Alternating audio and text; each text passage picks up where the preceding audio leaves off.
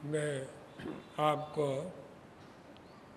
वक्ता और श्रोता के संबंध में कुछ चिंतन और विचार दे रहा।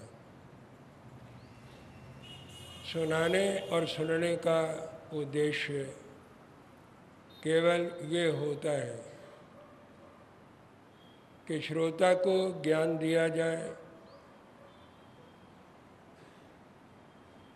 और वो ये बात समझे कि उसके जीवन के महत्वपूर्ण कर्तव्य क्या है, उसे कैसे सुख और शांति पूर्वक जीना है। ज्ञान देने और लेने का वास्तव में यही उद्देश्य होता है। दो चीज़ें हम दुनिया में देखते हैं, दुख और सुख। सुख बहुत कम है और दुख ज़्यादा है। दुख सृष्टि का शाश्वत सिद्धांत रहा है। हर व्यक्ति दो ही काम कर रहा है, चाहे वो छोटा है चाहे बड़ा है, चाहे वो गृहस्थी है या सन्यासी है। उसके जीवन के दो ही उद्देश्य हैं। पहला उद्देश्य उसका ये है कि मुझे दुख से मुक्ति कैसे मिल सकती, मैं दुख से कैसे छूट सकता, दुख कैसे जा सकता है। और दूसरा उद्देश्य उसका ये है कि सुख कैसे प्राप्त हो सकता है। दुख से मुक्ति और सुख की प्राप्ति, ये दो जीवन के महत्वपूर्ण लक्ष्य रहते हैं और ज्ञान इसीलिए दिया जाता है और लिया जाता है कि व्यक्ति ये समझे कि दुख क्या है और मैं इस दुख से कैसे छूट सकता, और छूटने से क्या होगा, जीवन में सुख आए, शांति आएगी। लेकिन एक बात मैं आपको समझा देना चाहता कि एक दुख सुख नैसर्गिक और स्वाभाविक होता है। जैन धर्म के सिद्धांत के मुताबिक ये जो टाइम चल रहा है, समय चल रहा है, इसे अवसर्पणी काल कहते। सनातन धर्म ने इसे कलिकाल कहा है, कलयुग कहा है। इस काल के 6 भाग हैं। पहले 2 भागों में सुख सुख और सुख होता है, लेकिन वो स्वाभाविक है, नैसर्गिक है।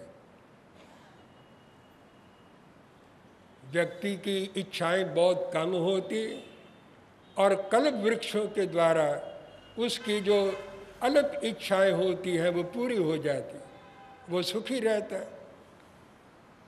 लेकिन समय बदलता है, टाइम बदलता है, आगे सुख और दुख मिल जाता है, फिर दुख और सुख हो जाता है, फिर दुख ही दुख रह जाता है और फिर महादुख रह जाता है। हम इस अवसर्पणी काल के हिसाब से भी अगर जैन दर्शन और जैन सिद्धांत के मुताबिक देखें तो 2 युगों के अंदर सुख रहता है, बाकी सब युगों के अंदर दुख लगा रहता है, न्यूनाधिक रूप में। तो जो दुख नैसर्गिक है, नेचुरल है, स्वाभाविक है, वे कोई महत्वपूर्ण नहीं है। लेकिन एक ऐसा सुख है जो प्रज्ञा और पराक्रम से पैदा होता है। बुद्धि से व्यक्ति सुख का रास्ता बनाता है और पराक्रम करके, पुरुषार्थ करके, प्रयत्न करके, मेहनत करके और स्ट्रगल करके, एफर्ट्स करके सुख की उपलब्धि करता है। वो सुख बड़ा महत्वपूर्ण है। लेकिन वो सुख निकलता कहाँ से है, मैं आपको बताना चाहूँगा। आपने कभी सोचा नहीं, सोचने का टाइम नहीं है। सुख हमेशा दुख में से निकलता है और व्यक्ति हर वक्त सुख के लिए संघर्ष करता है, प्रयत्न करता है और एफर्ट्स कर रहा है, स्ट्रगल कर रहा है। एक जंगल है, उस जंगल में एक ही प्राणी है, बानर कह लो, बंदर कह लो, वो अकेला है और अकेला वृक्ष की एक शाखा से दूसरी शाखा पे चला जाता है, फल फूल खाता है और सुखपूर्वक रहता है। लेकिन अगर कोई दूसरा बानर आ गया, वो उसके लिए प्रतिद्वंदी है, फिर वो सजग हो जाता है, सावधान हो जाता है। उसके अंदर बुद्धि है, लेकिन अकेला होने से बुद्धि जागती नहीं और वो पराक्रम भी नहीं करता, क्योंकि उसे नैसर्गिक और स्वाभाविक सुख प्राप्त है। न उसके अंदर पुरुषार्थ जागता है, न पराक्रम जागता है, न बुद्धि जागती है। जब दूसरा बानर आ जाता है तब वो सजग हो जाता है, सावधान हो जाता है, मेरा प्रतिद्वंदी आ गया है। अब वो उसके लिए संघर्ष करता है, ये कहीं मेरा स्थान ना ले ले, मेरी जगह ये ना ले ले, यही जंगल का राजा ना बन जाए, इसी का आधिपत्य ना हो जाए। उसके अंदर अकल आती है, प्रज्ञा जागती है और वो पराक्रम भी करता है। वो उसके अधिकार हथियाना चाहता है, वो बचाना चाहता है। यहीं से संघर्ष शुरू होता है और संघर्ष के अंदर पराक्रम जागता है, बुद्धि जागती है। मैं एक बात आपको बता देना चाहता हूँ, दो के अंदर प्यार होता है, दो के अंदर प्रेम होता है, दो के अंदर संयोग होता है, दो के अंदर मेल होता है, दो के अंदर ही जोड़ होता है। लेकिन दो के अंदर ही लड़ाई होती है, दो के अंदर संघर्ष होता है, दो के अंदर विरोध होता है, दो के अंदर ही व्यक्ति वैर और विरोध उत्पन्न करता है और दो के अंदर ही लड़ाई होती है। दो ठीक भी है, दो गलत भी है। लेकिन अगर व्यक्ति मेल करता है तो सुख के लिए, अगर व्यक्ति संघर्ष करता है तो उसके दुख से बचने के लिए और सुख प्राप्त करने के लिए संघर्ष करता है। अगर उसकी लड़ाई है, संघर्ष है, तो सुख के लिए है। अगर उसको मेल कर लेता है और मिलाप कर लेता है, जोड़ कर लेता है, सहयोग एक दूसरे का कर लेता है, तभी सुख के लिए करता है। तो सुख व्यक्ति का अभीष्ट है, ये उसका लक्ष्य है, ये उसका ध्येय है कि उसे सुख चाहिए और उसके लिए उसे बुद्धि और पराक्रम का प्रयोग करना पड़ता है। जो सुख पराक्रम से और बुद्धि के द्वारा पैदा होता है वो ज़्यादा सुखद होता है, ज़्यादा आनंद देता है और शाश्वत भी रहता है और दायमी भी रहता है, परमानेंट भी रहता है और हमेशा इस दुनिया के अंदर वही सुख डोमिनेट करता है जो अपने पराक्रम से और अपनी मेहनत से प्राप्त होता है। व्यक्ति अगर मेल करता तो सुख के लिए अपने आप को कमज़ोर समझ के वो दास्ता स्वीकार कर लेता है। जो बलवान है वो स्वामी बन जाता है। लेकिन अगर मेल है तो सुख के लिए, अगर संघर्ष है तब भी सुख के लिए है। तो दुख में से सुख निकलता है। बुद्धि और पराक्रम ये सुख को प्राप्त करने के दो साधन हैं। एक बात आप सुनकर आश्चर्य मानेंगे, हैरान होंगे, अगर मोक्ष का सूत्र निकला है दुख से निकला। अगर दुनिया में दुख ना होता तो महान पुरुषों के जीवन में ये ख्याल कहाँ से आता हमें दुख से मुक्ति प्राप्त करनी, हमें मोक्ष प्राप्त करना है। मोक्ष क्यों प्राप्त करना है? क्या जरूरत है मोक्ष प्राप्त करने की कि व्यक्ति हमेशा के लिए दुख से छूट जाता है? भगवान महावीर ने सूत्र दिया है, जन्म दुखम जरा दुखम रोगा या मरणानी या ओह दुखो संसारो यथ की संति जंतवो। जन्म दुख है, मरण दुख है, रोग दुख है, बुढ़ापा दुख है ओह दुखो हो संसारो, ये सारा संसार दुख रूप है। यथ की संति जंतवा, ये सारे प्राणी इस दुख रूप संसार के अंदर दुखी हो रहे हैं और दुख से आक्रांत हैं और पीड़ित हो रहे हैं और जन्म मरण के चक्कर में पड़े हुए हैं और गतियों का परिवर्तन कर रहे हैं। ये आवागमन का चक्कर जो है ये व्यक्ति के लिए जन्म और मरण का कारण है। यही दुख है, जन्म और मरण के बीच में शारीरिक, मानसिक, प्राकृतिक, आदि दैविक, आध्यात्मिक जितने दुख हैं वो जन्म और मरण के बीच में बने रहते। दुख बहुत बड़ी उपलब्धि है। आप दुख से घबराते, दुख तो शाश्वत सिद्धांत है। जो कुछ निकला दुख से ही निकला। लोगों ने समझा कि जन्म मरण दुख है, कैसे छूट सकते मुक्ति होने के बाद। तो मुक्ति का सूत्र कहाँ से आया? सम्यक दर्शन ज्ञान चरित्राणि मोक्ष मार्ग। ये ज्ञान दर्शन और चरित्र निकला कहाँ से है? ये दुख से निकला है, दुख के ख्याल से निकला है, दुख से पैदा हुआ है। अगर दुनिया में दुख ना होता तो मुक्ति का ख्याल नहीं आता और ये मोक्ष का सूत्र नहीं बनता। याद रखिए, जितने धर्म ग्रंथ बने हैं वो दुख से बने।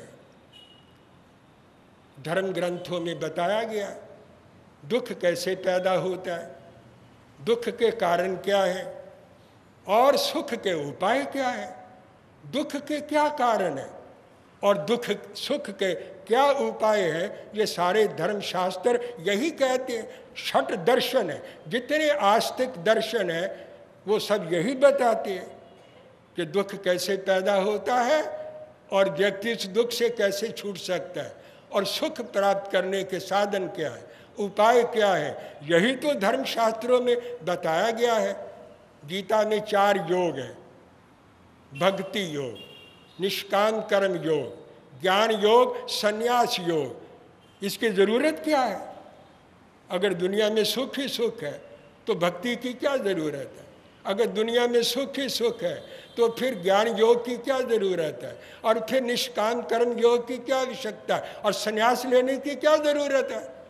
क्यों व्यक्ति संन्यास लेता है? वो कहता है मैं अपने कर्म बंधनों को तोड़ूं, मैं अपनी निर्जरा करूं, मैं अपने कर्मों को क्षय करूं। अरे भाई, क्यों कर्मों को क्षय कर रहे हो कि कर्मों से दुख होता है? मैं इस कर्म जाल से निकलना चाहता, वो संन्यास लेता है। जितने विधि विधान है, जितने क्रियाकांड है, जितने अनुष्ठान है, जितने दुनिया के व्रत और नियम है, उसके पीछे क्या है कि व्यक्ति दुख से छूटना चाहता है। इसलिए सारे क्रियाकांड करता है, सारे अनुष्ठान करता है, सारी धर्म यात्राएं करता है और ध्येय लगा के बैठता है, योग साधन करता है और योगाभ्यासी बन करके बैठता है। किस लिए बैठता है? सुख पाने के लिए। उसका ध्येय है सुख। सारे धर्मशास्त्र, सारे महान पुरुष, सारे मुक्ति के सूत्र अगर देखा जाए और जितने योग हैं इस दुनिया के अंदर, सबका अगर कोई मूलाधार है, फाउंडेशन है और इसकी कोई आधारशिला है तो वो दुख है। आप दुख से घबराते हैं, दुख ने ही बुद्धि जागेगी, पराक्रम जागेगा। दुख से ही आप बड़े बनेंगे, महान बनेंगे। सुख में तो आज तक कोई महान बना ही नहीं। सुख ने आज तक किसी को महान नहीं बनाया। हमेशा जब कभी कोई महान बनेगा वो दुख में बनेगा, लेकिन लोग दुख से घबराते। दुख में आत्मा जागती है। एक बात सुना रहा हूं ऐतिहासिक। महाभारत का युद्ध समाप्त हो गया। जब युद्ध समाप्त हो गया, भगवान कृष्ण द्वारिका जाने के लिए तैयार हो गए। कुंती भगवान कृष्ण के चरणों में आई और हाथ जोड़ करके कहने लगी, आप जा रहे हैं? उसकी आंखों में आंसू आ गए। आप अलग हो रहे हैं, जा रहे हैं? तो वो बोले, आप मेरे रहने की ज़रूरत नहीं है, मेरा उद्देश्य पूरा हो गया। धर्म की विजय करानी थी, मैंने करा दी। पांडवों को राज्य मिल गया, धर्मराज राज्य राजा बन गए। मेरे जीवन का लक्ष्य पूरा हो गया, अब मुझे यहाँ रहने की जरूरत नहीं, मैं जा रहा। तो कुंती ने कहा वरदान दे के जाओ, क्या चाहते हो, क्या मांगते हो? आप हैरान होंगे। आप सुख मांगते रहते, मंगल मांगते रहते, आपने कभी दुख की चाहना की? दुख की बात सुनना नहीं चाहते। कुंती कहती है विपदा संतु न शश्वत तत्र तत्र जगत गुरु भवतो दर्शनम स्यात् अपुनर्भव दर्शनम। मैं आपसे ये वरदान मांगती हूँ कि मेरे जीवन में विपत्तियाँ आती रहे, दुख आते रहे, कष्ट आते रहे। मैं आपसे ये वरदान मांगती हूँ, क्योंकि दुखों के अंदर आपका दर्शन होता है, दुखों के अंदर आपका स्मरण होता है, दुखों के अंदर बुद्धि जागती है, दुखों के अंदर पराक्रम जागता है। और व्यक्ति का पराक्रम जब अंगड़ाई लेकर के जागता है वो विकास करता है, विकास की पंखों से उड़ता उड़ता परमात्मा के पास पहुंच जाता है, स्वयं परमात्मा बन जाता है। सुख तो आलस में डाल देता है, सुख तो पराक्रम को मार देता है, सुख जो होता है वो बुद्धि को मंद कर देता है और बुद्धि उसकी कभी खिलती नहीं है। इसलिए मैं आपसे दुख मांगती हूँ, दुख में आपका दर्शन होता है। इसलिए दुख आएगा तो आप दूर चले जाएंगे, तो आपका स्मरण बना रहेगा, आपकी स्मृति बनी रहेगी। ये कुंती ने वरदान मांगा, आप नहीं मांग सकते। दुख आपको चाहिए नहीं, आपको सुख चाहिए। आप जो कुछ करते सुख के लिए करते, लेकिन दुख से मुक्ति प्राप्त करने के लिए करते हैं। जितने महान पुरुष हुए हैं उन्होंने अगर धर्म सूत्र निकाला, मोक्ष का सूत्र निकाला, दुख से निकाला। सारे शास्त्र दुख से पैदा हुए हैं, दुख से जन्मे हैं, चाहे वो आस्तिक है चाहे नास्तिक है। अगर कोई नास्तिक भी है वो भी यही कहता है यावत् जीवे सुखम जीवे ऋणम कृत्वा घृतम पिबेत भस्मीभूतस्य देहस्य अपुनरम पुनरम आगमनम कुतः। जब तक जियो सुख पूर्वक जियो, आनंद पूर्वक जियो। और अगर अपने पास धन नहीं है तो उधार लेकर के सुखों का उपभोग करो, लेकिन रहो सुख पूर्वक। पता नहीं ये देह फिर मिलेगी या नहीं मिलेगी, और ये शरीर फिर मिलेगा या नहीं मिलेगा। आस्तिक दर्शनों का भी यही उद्देश्य है, सुख। और जो नास्तिक दर्शन है वो भी सुख की बात करते हैं, लेकिन सुख दुख से पैदा होता है। दुख का जो गले लगा सकता है वो सुख को प्राप्त कर सकता है। दुख से घबराना नहीं है, दुख आएगा आएगा, दुख ज़्यादा है। चारों युगों 6 युगों में 2 युग में सुख रहता है, बाकी दुख सुख दुख और फिर महादुख ये लगा रहता है। हर युग के अंदर दुख साथ लगा हुआ है। और जब दुख आया तभी कर्म भूमि आई, और कर्म आया तभी धर्म की जरूरत पड़ी। अकर्म भूमि में धर्म नहीं होता। जो पहले 2 युग होते हैं वहाँ पर धर्म नहीं होता। जब कर्म भूमि शुरू होती है तब धर्म शुरू होता है। धर्म का संबंध कर्म के साथ है, कर्म का संबंध बुद्धि के साथ है, पुरुषार्थ के साथ है। व्यक्ति बुद्धिपूर्वक, विवेकपूर्वक और पराक्रम पूर्वक पुरुषार्थ करे तो ये कर्म योग है। और इसके अंदर से व्यक्ति अपने सुखों को उत्पन्न करता है, विकास करता है, उन्नति करता है, कर्म बंधनों को तोड़ता है, और कर्म बंधन तोड़ करके पराक्रम करके मोक्ष को प्राप्त करता है। तो कर्म क्षेत्र में रहने वाला व्यक्ति मोक्ष को प्राप्त कर सकता है, और कर्म भूमि में रहने वाला व्यक्ति मोक्ष को प्राप्त नहीं कर सकता, देवता भी नहीं कर सकता। उसके पास और ताकतें हैं, शक्तियां हैं, लेकिन मुक्ति प्राप्त नहीं कर सकता। मनुष्य कर सकता है, क्योंकि उसके पास 2 शक्तियां हैं, एक उसके पास बुद्धि है, एक उसके पास पराक्रम है। ये 2 ही शक्तियां हैं जो कर्म भूमि के अंदर काम देती है। लेकिन इन 2 शक्तियों के साथ ज्ञान का समन्वय चाहिए। इसलिए प्रज्ञा के साथ भी और पराक्रम के साथ भी ज्ञान का योगदान चाहिए। इसलिए सुना जाता है, सुनाया जाता है। शेष बातें मैं इसी टॉपिक के ऊपर कल के प्रवचन में आपके समक्ष और प्रस्तुत करूंगा। टॉपिक बदल चुका है। दुख क्या है, दुख के कारण क्या है, सुख क्या है और सुख के उपाय क्या है, अब ये टॉपिक है। इसके ऊपर शेष चिंतन मैं कल के प्रवचन में आपके सामने प्रस्तुत करने का प्रयत्न करूंगा। बस और अधिक नहीं, आज इतना ही विराम ले रहा हूँ। जय अहिंसा। ओम शांति।